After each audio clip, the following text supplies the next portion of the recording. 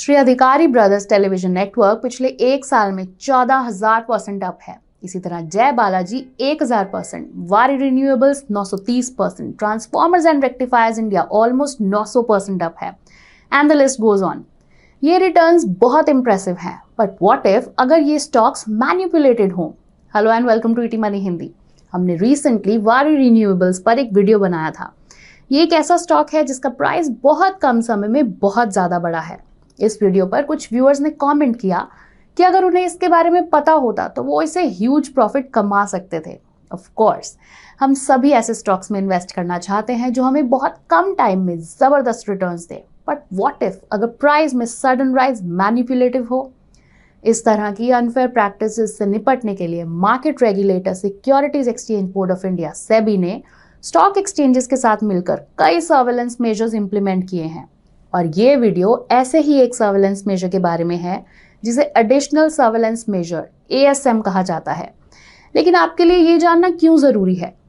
ऐसे चांसेस ज्यादा हैं कि जिन स्टॉक्स ने शॉर्ट टाइम पीरियड में आई पॉपिंग रिटर्न्स दिए हैं उन्हें एक्सचेंजेस की ओर से एडिशनल सर्वेलेंस के अंडर रखा गया हो। ये ASM लिस्ट के अंडर आते हैं। अब एज एन इन्वेस्टर आपके लिए इसका क्या मतलब है? क्या आपको चिंता करनी चाहिए या उनसे दूर रहना चाहिए? जब कोई स्टॉक ASM लिस्ट में हो तो ये कितना सीरियस है? क्या आपको फिर भी उन्हें खरीदना चाहिए? हम इस वीडियो में इन सभी सवालों का जवाब बहुत ही सिंप्लीफाइड तरीके से देंगे। तो चलिए शुरू करते हैं।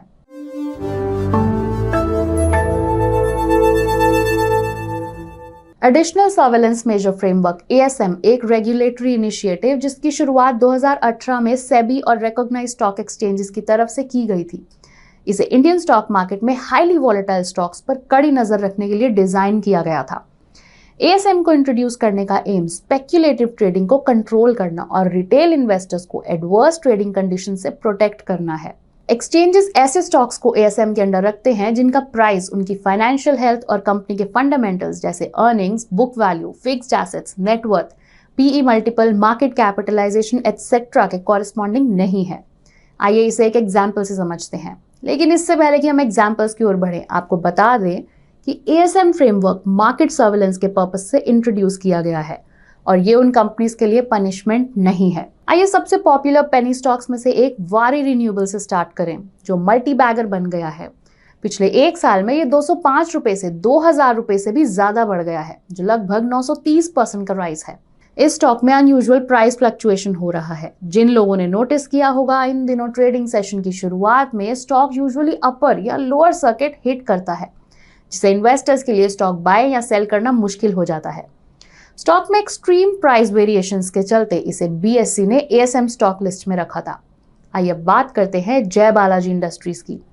इसका शेयर प्राइस एक साल में 1,000% से ज्यादा बढ़ा है, जो ASM लिस्ट में भी शामिल है।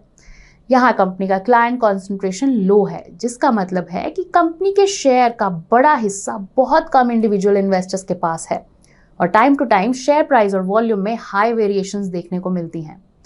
हमें उम्मीद है कि अब तक आप समझ गए होंगे कि किसी स्टॉक को ASM के अंडर क्यों रखा जाता है। आइए अब समझते हैं कि हाउ इट मैटर्स।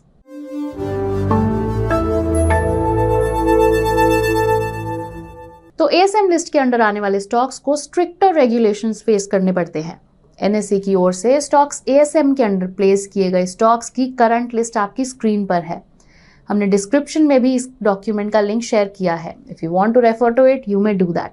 अब ASM लिस्ट के अंडर आने वाले स्टॉक्स को सर्टेन रिस्ट्रिक्शंस फेस करनी पड़ती हैं, जो अनयूजुअल एक्टिविटी को कंट्रोल करने के लिए इंप्लीमेंट की जाती है। ये मेजर्स ASM के टाइप और स्टेजेस के बेसिस पर इंप्लीमेंट किए जाते हैं। फॉर इंस्टेंस, जो स्टॉक लॉन्ग टर्म और ASM की हायर स्टेज में है, उसे ASM के इनिशियल लेवल के अंडर आने वाले स्टॉक के कंपैरिजन में ज्यादा स्ट्रिक्टर रिस्ट्रिक्शंस फेस करनी पड़ेंगी। बट जनरली जब किसी स्टॉक को ASM के अंडर टैग किया जाता है तो इन्वेस्टर को स्टॉक पर 100% मार्जिन देना होगा, या इजी लैंग्वेज में कहें तो आप इसे अपने ब्रोकर से बोरोड पैसे से नहीं खरीद सकते। एक और रिस्ट्रिक्शन स्टॉक प्राइस पर है।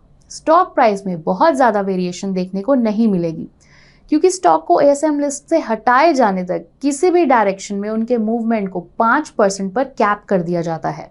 जो स्टॉक्स ASM की लिस्ट में हायर स्टेजेस में चले गए हैं, उनके लिए इंट्राडे ट्रेड्स रिस्ट्रिक्टेड हैं और सिर्फ डिलीवरी बेस्ड ट्रेड्स अलाउड हैं।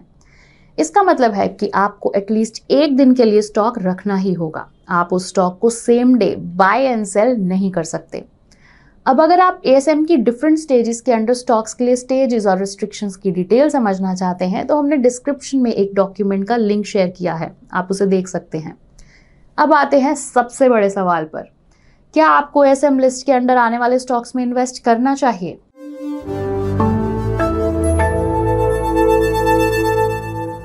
सबसे पहले एक जरूरी बात, अगर कोई स्टॉक एएसएम फ्रेमवर्क में इंक्लूडेड है तो इसका मतलब ये बिल्कुल भी नहीं है कि उसके फंडामेंटल्स या फाइनेंशियल परफॉर्मेंस में कमी आई है।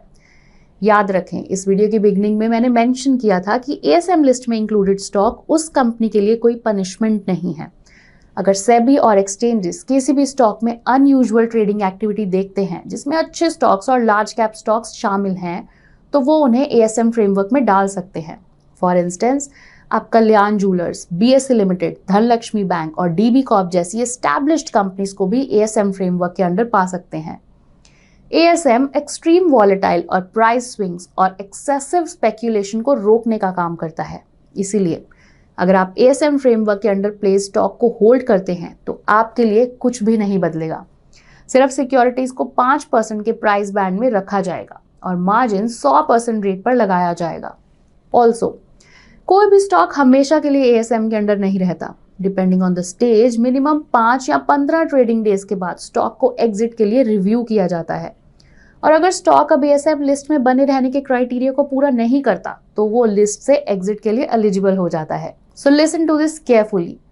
आइसोलेशन में एएसएम लिस्ट के अंडर आने वाला स्टॉक मेजर रेड फ्लैग नहीं है, बट एएसएम फ्रेमवर्क का यूज दूसरे प्रिवेलिंग सर्वेलेंस मेजर्स के साथ किया जाना चाहिए।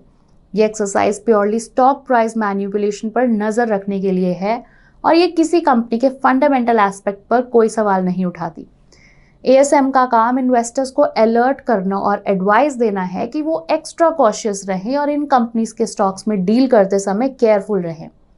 इसी के साथ हम वीडियो के एंड पर आ गए हैं। उम्मीद है कि आपको ये इन्फॉर्मेशन यूजफुल लगी होगी। प्लीज इसे अपने फ्रेंड्स और कलीग्स के साथ शेयर करना ना भूलें।